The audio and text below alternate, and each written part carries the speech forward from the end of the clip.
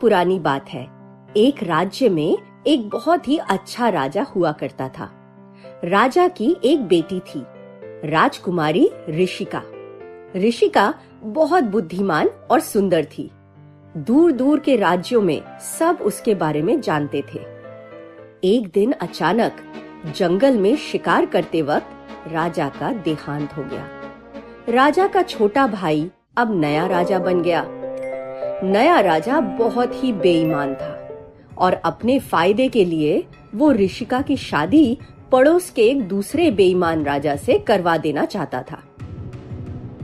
दूर दूर से राजकुमार आया करते थे राजकुमारी ऋषिका से शादी करने। वो सबको एक ही चुनौती देता था, दूर एक डरावने पहाड़ से मेरे लिए एक कमल का फूल ले आओ। सारे राजकुमार कोशिश करते, पर उस डरावने पहाड़ से कोई वापस लौटकर नहीं आया था। ऋषिका को बहुत दुख होता, पर वो क्या करे।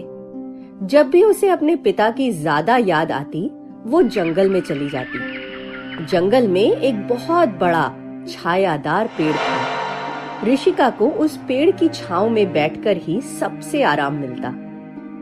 एक दिन राजा ने कहा, ऋषिका, पड़ोस के राजा आज हमारे महल में आएंगे।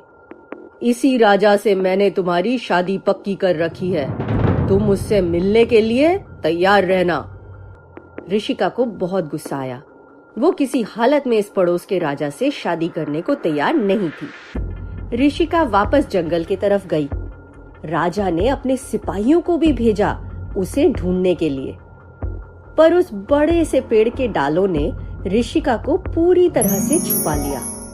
सिपाहियों के जाने के बाद ऋषिका बोली, पेड़, इस दुनिया में सिर्फ तुम्हारे ही पास मुझे सुकून मिलता है। काश मैं किसी ऐसे इंसान से मिल पाती जो तुम्हारी ही तरह अच्छा हो।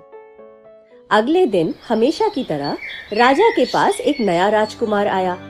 राजकुमार दिखने में तो सुंदर था ही, उसका स्वभाव भी बहुत अच्छा था। राजकुमार ने राजा से कहा, महाराज, मैं कलब राज्य का राजकुमार तुषार हूँ। मैं राजकुमारी ऋषिका से शादी करना चाहता हूँ। ऋषिका भी दरबार में थी। उसे राजकुमार तुषार बहुत पसंद आया। राजा ने तुषार को भी उसी डरावने पहाड़ के रास्ते भेजा। ऋषिका से अब ये सहा नहीं जा रहा था। वो वापस जंगल में भाग के गई अपने पसंदीदा पेड़ के पास। पर ये क्या, उसका पेड़ गायब था। ऋषिका खाली हाथ महल लौट आई। इधर राजकुमार तुषार सबको हैरान करके डरावने पहाड़ से वो कमल लेकर लौट आया। जैसे ही राजा ने तुषार को देखा, उसने गुस्से में अपने सिपाहियों को उसे गिरफ्तार करने को कहा। मगर ऋषिका चिल्ला उठी, सिपाहियों, क्या तुम देख नहीं रहे हो कि ये राजा कितना बुरा है?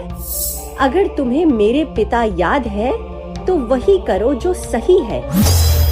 सिपाही रुक गए और फिर कुछ ही पल में वो राजा की तरफ बढ़े और उस पे ही हथकड़ियां डाल दी। तुषार और ऋषिका की अब शादी होने वाली थी। सारा महल खुशी से भरा हुआ था। तभी तुषार ने फुसफुसाते हुए ऋषिका से कहा, ऋषिका, तुम जानती हो कि वो पेड़ जंगल से क्यों गायब हुआ? ऋषिका हैरान हो गई, तुम्हें उस पेड़ के बारे में कैसे पता? तुषार ने हंसते हुए कहा, क्योंकि ऋषिका, मैं ही वो पेड़ हूँ। बहुत सालों पहले एक जादूगर ने मुझे पेड़ में बदल दिया था और कहा था कि एक दिन मैं किसी राजकुमारी के काम आऊंगा और तभी मेरा जादू टूटेगा।